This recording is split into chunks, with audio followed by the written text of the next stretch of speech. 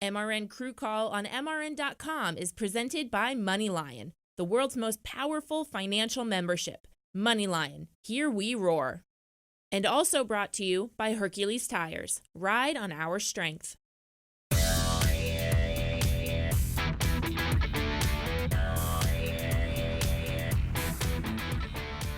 You should already know what time it is. MRN Crew Call presented by MoneyLion. I'm your host, Rocko Williams, and I'm joined by my brothers from another mother, Shane Wilson, Mike Metcalf. Thank y'all for joining me. I know y'all were busy. Just thank you for taking time out. I think your mic might be off. Yeah, let's click that little button right there.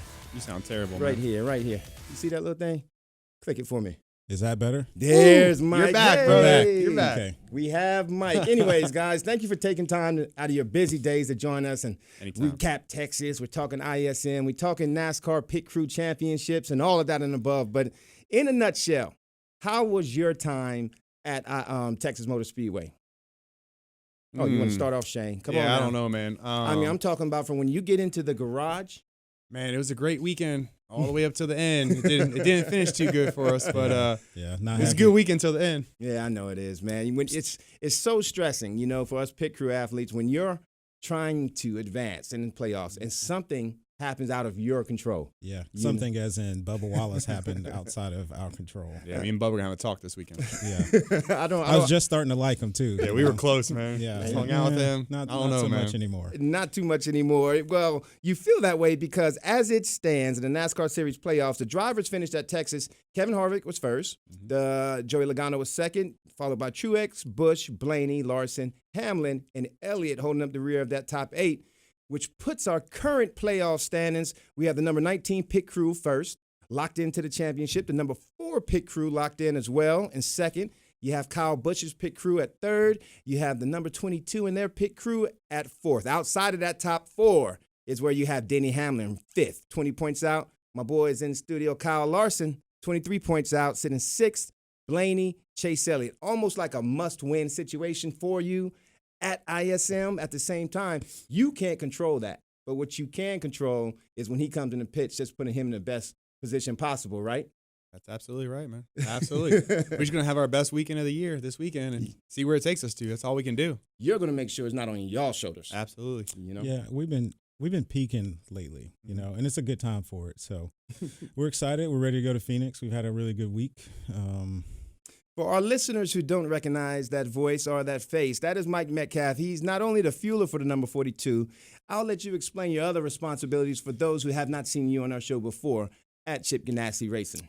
Sean, Pete, and I are in charge of the pit crew department. So coaching, training, recruiting, all the fun stuff that has to do with the pit department world. Okay. We refer to ourselves as the Department of Unrealistic Expectations because they want every pit stop to be, 4 seconds every time. And if it's not that, then you're in trouble. So y'all can't do that? We're working on it. We're trying to get closer. Yeah, we're getting there. Yeah.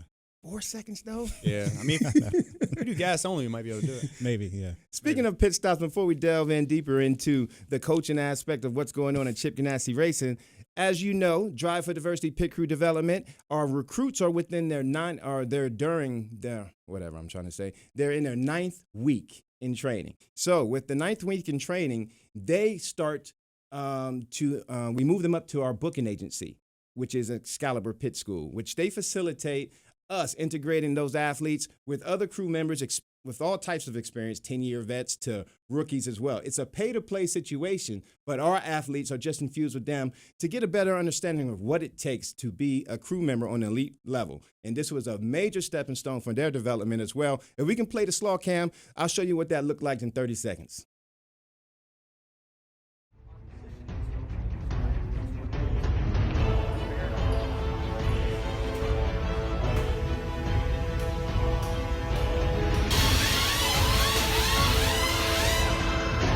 I might start learning your...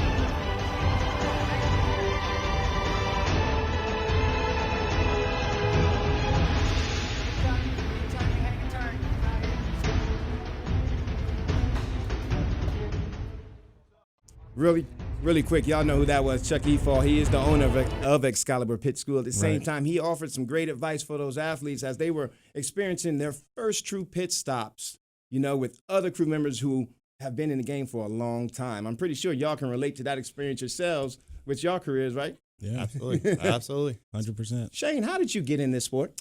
So I raced when I was young. I raced go-karts. Yeah, I raced go-karts when I was a kid, and my dad ran out of money. When he was I was a swimmer. He was I a was swimmer. a swimmer. Yeah. Shane, I was a swimmer. Primarily.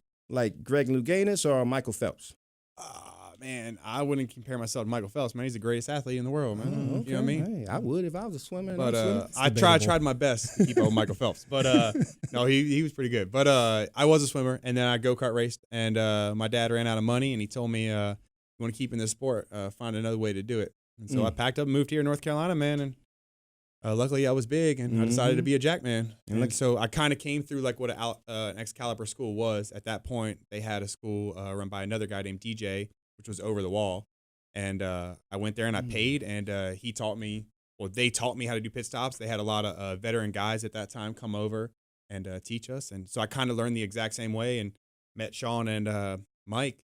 And the rest is went history. from there. Rest is history, man. Been with them ever since, and we never leave them. Mike, what'd you say when you saw Shane for the first time? Well, This guy's a goof. well, he's not a great athlete. You know, Hey, it's just hold that thought. I'm Okay, joking. I know where you're going with that. Hey, we got to take a break. Hey, you're going to find out what Mike really thinks about Shane when we get back. Man. Did you know that banks collected over $15 billion in unnecessary bank fees last year? Come on, enough is enough. It's time we took back control of our finances. That's why MoneyLion is proud to bring you the Financial Crew Chief and to be a NASCAR sponsor. Look, no one knows more about hard work and pursuing their dreams than NASCAR fans, drivers, and teams. So we want to bring you the kind of banking that the big banks would never build, with features like zero-fee checking and zero-fee investment accounts. And because life is also meant for a join, with MoneyLion, NASCAR fans get even more. We're giving away 1,500 NASCAR tickets to our members this year. Plus, you can get 5% cash back on NASCAR tickets, at-track purchases, and all purchases at NASCAR.com. Learn more at MoneyLion.com or download our app. This is America's most powerful financial membership. MoneyLion. Here we roar.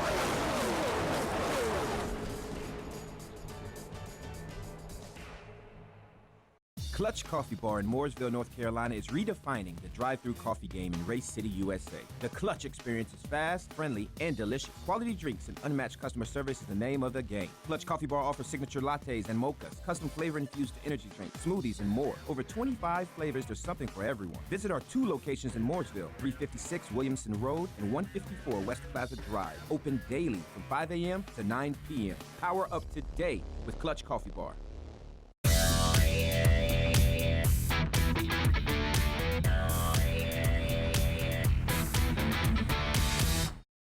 The Financial Crew Chief, presented by MoneyLion. Hey, we were just talking to Mike and Shane, and Mike was just about to give us his first impression of Shane Wilson when you met him and he wanted to become a NASCAR elite jackman. Because, by the way, Shane Wilson is beast mode jackman by my standards. I got to admit, he's done some pretty phenomenal things with that jack in his hand. But what was your first impression, Mike?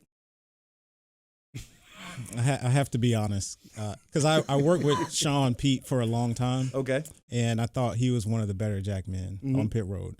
And Shane emulated Sean almost exactly. Like his steps, the way he approached the car, his left side peg down to the handle was different, but everything else was exact same. I was like, man, it's like a young Sean Pete. So you saw the potential. Yeah, 100%. Thanks, man. Appreciate that. Yeah, if it wasn't on camera, I would say something different. Yeah, I know. Well, with that being said, you saw the potential there, and we have goals as crew members. I wanted to hear of some of your particular goals for 2020 for your career next season and long-term goals as well. Ooh. Is that a loaded question? Well, Metcalf makes it past 2020. I'm impressed. I think you are. You're only in your 9th year right now. And No, then, me, I'll make it past 2020. I don't know if Metcalf will, man. That guy's trying to work his way out. This will be. But that's perfect for the Financial Crew Chief because not only that, you have to think about that stuff. Yeah, you do. I mean, this next year will be 15 years, and that's a lot of racing every weekend, right? It's hard on the body. We're training pretty hard. I'm trying to keep up with these 22, 23-year-olds, trying to beat them, which we do. Yeah. So, you gotta go hard. And it does take a toll. But, there are younger guys coming in. I get more joy out of. I was so happy when the one car won, just because I knew how much work Josh Appleby and some of these younger guys have put into it.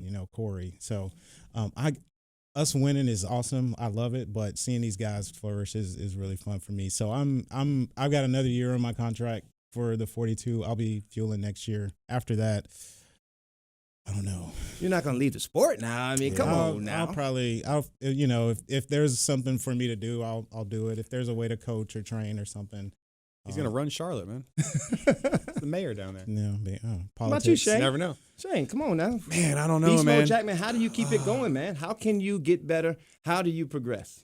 Man, so I really do enjoy, like Metcalf, I really do enjoy teaching the younger guys. Like I kind of brought Appleby from the start of his career all the way through. So to see him, and then now I've taught this 23-year-old football player who's a phenomenal athlete, everything that I know from the start.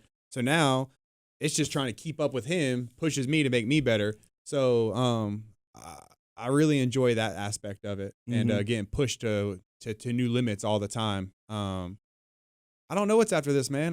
For a long time, everybody said that I was going to be the next coach and that I would just continue to follow Sean wherever Sean goes. So if Sean gets out of coaching, that I would just take over for Sean. But I don't know. Well, I hope you don't get out of it, man, because I enjoy watching you, Jack. I don't enjoy watching fuelers too much, until Mike started fueling, I never paid them any attention.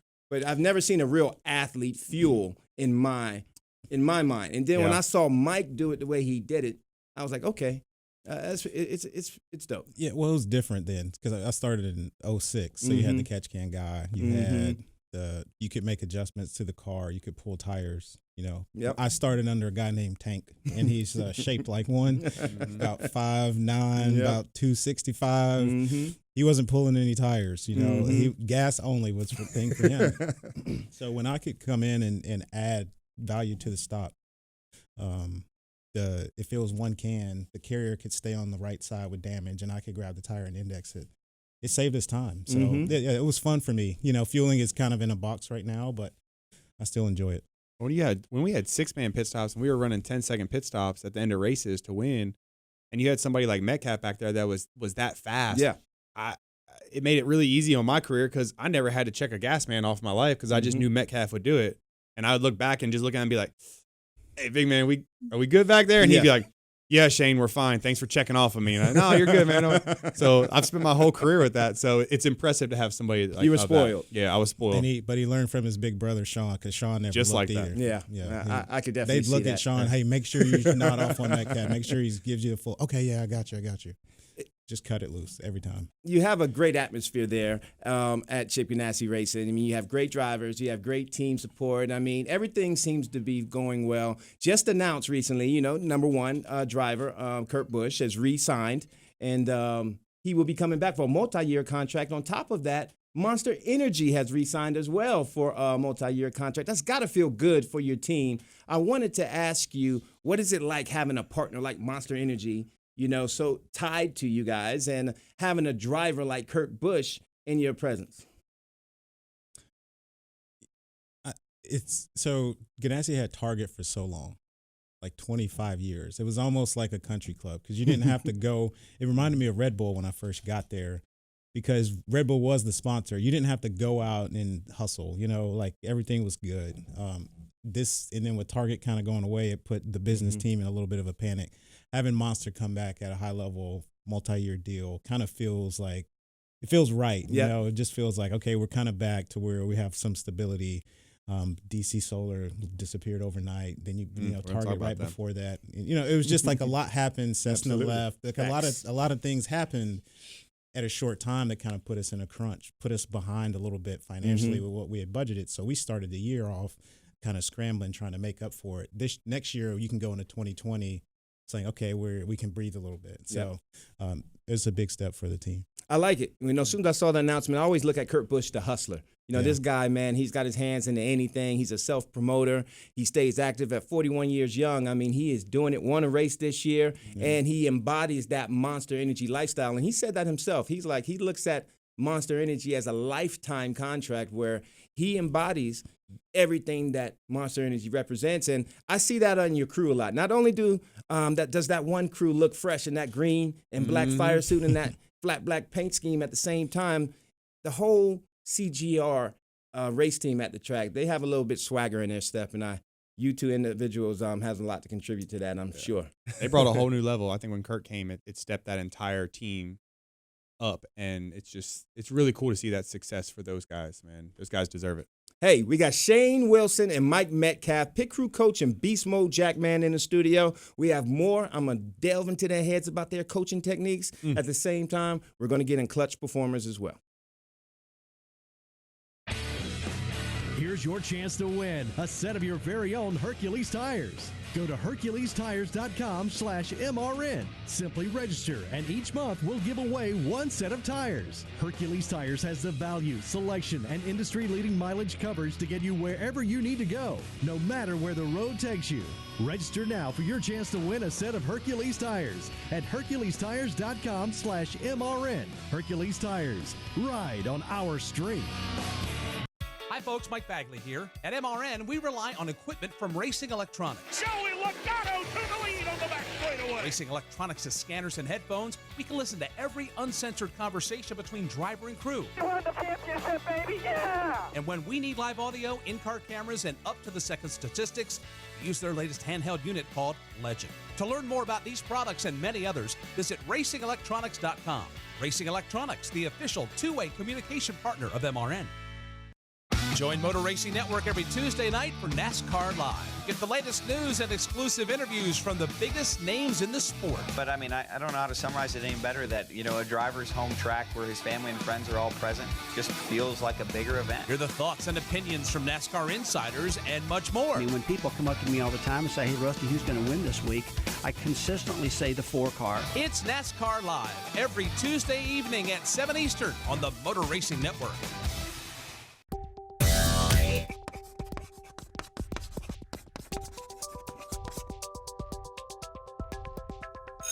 Getting Schooled is presented by the Goddard School, the best childhood preparation for social and academic success. Visit GoddardSchool.com for more information. The Goddard School, learning for fun, learning for life. Rocko down there in the corner. Don't laugh at my little. Was that Rocko? My little hat. Yeah, that was me. I look very studious. Okay. Yeah. Hey guys, right, championship. Okay. Let's get serious. Yeah. We're going to ISM. Yep. You guys are on the outside looking in. Got to win to get in. Long story short, strategy, championship strategy comes into play. I want to go back to Martinsville, and if we can play Shane, the video, Mike and Shane, I want to show y'all how strategy helped you acquire, I think, 7 or 9 valuable points that you needed. 9 points that y'all needed to possibly get inside that top 4. But that is so important because when the cars come in, if you stay out, you're rolling the dice here. So if we can play the video, you'll see that y'all came in on your pit stop, and you guys just, you were the only taker on the field, the only ones with pit road, but it was a great call by your crew chief to pick up that track position and stage points. I saw an adjustment stop with the wrench in the mouth by Phil Foster, and it was just a great pit stop. I do have a question at the end, Shane, and you'll see it right here. After your stop is done, I just wanted to know what you were saying. I'm telling Coot right there, like, hey, man, thanks for pushing that wheel on for me. I missed that one just by a little bit. But nah, we'll let it go. Hey, don't worry about it. I like to thank my boys when they save my butt. Oh, yeah. You know what I mean? I'm not perfect. I'm not perfect on all of them by any means, but got some superstars with me, so they help me out. If you have the opportunity to watch the 42 on pit road, do not miss that opportunity. They get it done right. And then I love seeing the new wrench in the mouth.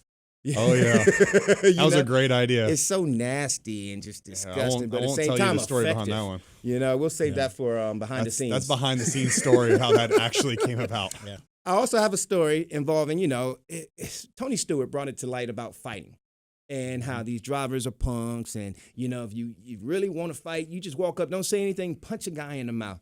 Okay, I agree. With no helmet. With no helmet. Take the helmet off. Okay. Yeah, and That's rule 1. That's a great point you made, and Thank it's you. so perfect for this video. I want you to and let them get out of the car. Don't go in. Come I don't on. know who it did it last year. I don't know. It's They embarrassing. pulled the net down and they're just throwing. I mean, I the remember guy's that. stuck, I can't remember that. Who did that? I do Come remember on. that. You can't do that. Mike, can I take you back to 2006? 2006. Phoenix. 6. Jeff Gordon versus Clint Boyer. I wasn't 2006. 13. Yeah, Sorry. that sounds better. Oh, I'm sorry. 6. I was probably I don't high know. school. That was my first year. Shane, I was racing in 06. Shane was in diapers. Yeah, he was. Yeah. I already graduated. Yeah, okay. 2013, okay, fighting. Fight breaks out between Clint Boyer and Jeff Gordon. Now, mind you, I was the beast of the pit road until Mike Metcalf. I was the beast, black man on pit road, I should say, until Mike Metcalf showed You're probably up. the only black dude. Probably the only. Okay. Well, he showed up with this bald head and all these muscles and, Appalachian State running back. And, okay, I always knew him. I've always seen him. So we get to fighting. When you fight on a NASCAR, and we can play the video, and I'll talk over the video. When you fight in NASCAR, you cannot punch. So you have to throw. You have to brawl. I'm running around the corner. I'm trying to find somebody to throw. I come across Mike Metcalf. Somewhere in the middle of that, I kind of turned around and I saw Rocko, and we just kind of like eyed each other for a second. We're like, Look at Where's Mike? Want to find him? Where's the ball hit? There he He Mike. is right there. Hey, Mike. hey, Bailey right there staring you down. yeah. Oh, with his helmet on. I was just trying to keep the peace. I was trying to keep the peace. Oh, yeah, we have the helmets on. That's the smart thing to do. Oh, Okay, man. no. Look at me. We all man. have our helmets on. Yeah, this is we're just exchanging cooking recipes at this Yeah, I was point. gonna say, We're just having a good time. Yeah, at that point we were. Right. But I'm keeping my helmet on, Shane. Okay? Because you never know where it's coming. When you're in a brawl like that in a fracas, you might have one guy pinned up, and next thing you know, it comes from behind. Yeah. We didn't have big brawls like that from the swim team. You know what I mean? We kind of just get down the lane and jump out of the pool. There wasn't a lot of brawls, so I don't know anything about helmets and fighting. So No, we can't have brawls like that anymore. Mike, do you remember that time in your career? Comparing the Mike Metcalf then to the Mike Metcalf now. Man, first of all, I didn't have as much responsibility. Sean Pete and I were 2 of 6 crew guys, and just had minimal things to do in the shop. Helping coach some of the truck Xfinity teams, rebuilding fuel heads. Definitely not in charge of 21 guys like this who have wives. 21 are over there? Yeah. Well, that's full time. Yeah. We've got probably 10 more that are developing. Yeah, so, for sure. and there's, wives and kids, things like that. So decisions that we made then were just kind of like for the day. And we didn't think about tomorrow or how it affected anybody. Now you have to think about it like, okay, if I move this person or if we make this change, how's it going to affect the roster, which is going to affect the family and how a man provides for his people, So just thinking about, you just have to think about things at a different level. And then, we were just having fun. Clint is a crazy driver to work for. When we won, we celebrated big. It was just kind of more fun now. Now a little more business, but that's okay. I wanted to touch on the coaching aspect of it. Yep. Who's your favorite coach? like on pit road? No, period, in any sport. Do you have one? John Harbaugh. John Harbaugh? Like John Harbaugh. It changes every year, man. I'm a big Dabo Sweeney guy right now. Dabo Sweeney? The Ravens also beat the Patriots. Yeah. I don't know if everybody saw that or not. Well, Shane, I want you to put your coaching hat on right now. Okay. After the weekend, you don't have to. Well, let's not touch on a 42 car after your weekend. Okay. But let's say after the weekend, Denny Hamlin might have had, where he's out of the top 4, or any one of those who are out of the top 4 had. When you come in Monday to your meeting, what does that meeting look like? What does that speech look like? How do you motivate your guys? Man, what would you say? I don't know. I kind of like how Sean and Metcalf do it for us, man. Like they just say that it's not a different week for us, that we should perform the same every week, no matter what's on the line. So I don't think you need to amp anything up or change anything of what you're doing. You just need to really focus in on the small details. And I think it'll speak for itself if you've already put the work in. You know what I mean? I don't like changing a lot of stuff. I just don't think it's necessary. So I kind of like how Sean and Metcalf do it. We stay the same practice schedule, the same days off. We just really, harp on, hey, make sure all the little things are done right. And then at the end of the day, it'll all come together, man. You ain't got it by now, you ain't going to get it. That's what I always tell people. You're not going to get it. You ain't going to get it in 1 week. You ain't got it. You two would not be on the vehicles or the cars that you are on if you didn't get it. There's a lot of pressure going on for your team, Kyle Larson in particular, that he has to win that race. I don't really feel like the veterans that you guys are, there's any pressure on you guys. You're going to do what you do every single week. Right. And hopefully your driver will step up, put his big boy shoes on, which I'm sure he will, and he will show everybody what y'all are made of. Yeah. With that being said, we're going to take another break, and then our Clutch Coffee Performance of the Week will be next. And mind you, Hercules Tires is giving away a free set of tires each and every week. All you have to do is go to Hercules.com, HerculesTires.com/MRN for your chance to win a free set of tires presented by Hercules Tires. Man, my wife needs some tires right now. Ride on our strength. We'll be right back. Next time those engines roar, don't just get pumped up. Get 5% cash back with MoneyLion. Our members get 5% cash back on up to $2,000 in annual purchases of tickets to a NASCAR race from authorized ticket sellers. You'll also get 5% off any at-track purchases and all purchases on NASCAR.com. Just use your MoneyLion debit card and it couldn't be easier. Join the world's most powerful financial membership, MoneyLion. Here we roar. At the Goddard School, teachers customize lessons so children can explore their interests, have fun, and learn the skills they need for success in school and beyond. From infant sign language to pre-K students tackling STEAM learning, our Flex Learning Program or Fun Learning Experience is grounded in research that shows the most genuine learning occurs when children are having fun. Our teachers leverage this through lessons inspired by children's imaginations. To enroll, visit GoddardSchool.com. The Goddard School, learning for fun, learning for life. For 5 decades, the Motor Racing Network has been the voice of NASCAR. And now, it's time to tell our story. They are in turn 2 in front of Mike Joy. With help from some of the sport's iconic voices. Oh, crap! And I spin around. Here comes Richard Petty. I'm Fred Armstrong. Join me for MRN's newest podcast series, MRN Presents 50 Years, the Voice of NASCAR. Available for download on MRN.com and wherever you listen to your favorite podcasts.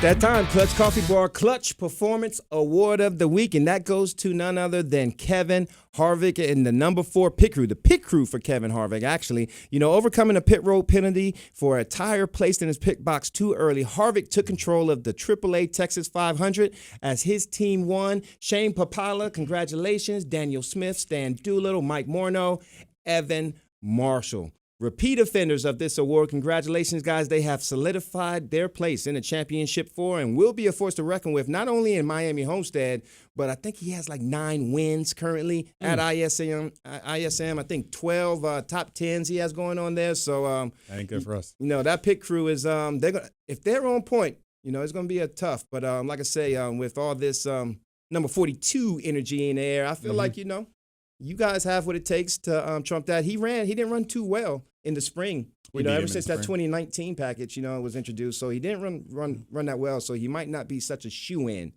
as he has been in the past. There's going to be a lot of fast cars there, man. Yeah. The 9's going to be really fast. Yeah, there's going to be a lot of fast. It's going to be really fast. I think it'll be a great race. I think it's going to be a good race. I'm excited about it. Bubba Wallace will be fast, too. No, man. Yeah. We'll be Bubba. Yeah. Speaking of Bubba Wallace, and Performer of the Week. That's what I'm calling him. Performer of the Week. Yeah. Let's talk crash repair and how important that is. Let's show the video of what we have, because crash repair is so instrumental when you're trying to win a championship and points are paramount before that Homestead race. You wreck. You have to get in and out of that pit box and get that car back. So if we can play the video of the crash repair, we have the number 18 pit crew as they were injured on pit road or wrecked on pit road. Watch the jack man as he facilitates bringing the tire to the wall, and it allows the front tire changer to keep beating out that fender. I'm asking y'all, are these procedures and these choreographed moves, are they rehearsed? Do you practice crash repair? Or is it just something that comes natural because it looked so methodical, where it was a short track? There's no fueler, as you see, as Jeff Cordero jumps over the wall, allows another crew member to take his place so there's no penalties. I mean, it was just all so seamless. They got back on the track. They gained their points. They are solidified in that top 4, and a big reason of that is because of that crash repair work at Martinsville. It is a big deal. How do y'all handle that? Is it just we've practiced some random stuff like that in the past, I'd say. Like, we've done some really weird scenarios, like if a jack breaks or if you have this messed up. But I think a lot of that just comes down to you just really need to communicate with the guys. Like, you just have to all really, you know, talk to one another and let people know, hey, what we're going to do. I think that's the easiest way to do it. So, I mean, you've all done that. A lot of people have done this long enough that they kind of catch on pretty quick. You know what I mean? You kind of know what you need to do, but as long as you communicate, and I look at Metcalf or I look at Steve in the rear of our car or Mike, and we just kind of like, hey, I'm going to do this, this, and this, and then they understand. So it just kind of goes a little flawless, I think, once you do that way. And they have somebody's taking pictures. I don't know if it's a spotter or somebody, but they're shooting stuff down to the pit box. So, I mean, it can happen within a lap. You go back to behind the box, you can see exactly what you need to fix before the car even comes in. So you already, before you jump out over the wall, have a strategy. I remember back in the day, there was a crew chief by the name of Chip Ganassi who had all the crew members in the garage practicing at the racetrack crash repair. And I used to think back in the day, I was like, look at them, because I was on the 24. I was like, we don't have to do that. But at the same time, they did win 7 championships. They did. That crash repair, as I found out later, was very, very integral to the success of advancing. Every split second in the sport matters, you know. So we don't practice it, but like Shane said, but we kind of go over things during the off season. We'll look at updates to the body just so everybody knows, you know, what the fenders need to look like, how they need to feel. If they get beat in, where do you need to pop it out so you don't cut a tire down? Little things like that. And then the crew chiefs yelling, the car chiefs out there. Everybody knows what needs to happen. I think when you have good road crew too, you have guys that really know what to do on road crew, I think it makes it a lot easier because they kind of have a plan, and then they can just relay it to you, and you can just knock it out. You know what I mean? Really quick, because we're almost out of time. ISM Speedway, what do you plan to do off the track in Phoenix?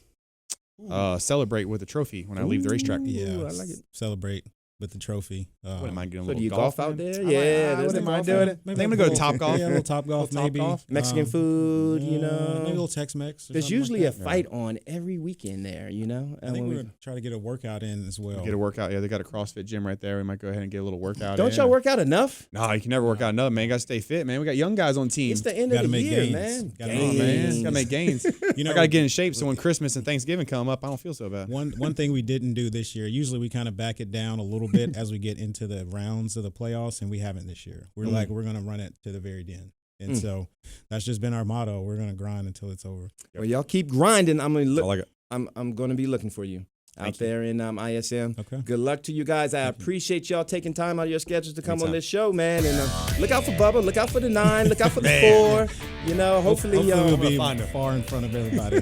Yeah. Shane and Mike, you know, they might let Bubba golf with them. They might not, you know. But we appreciate y'all coming on. MRN Crew Call. That's a wrap from us. We see you next week or next time we air.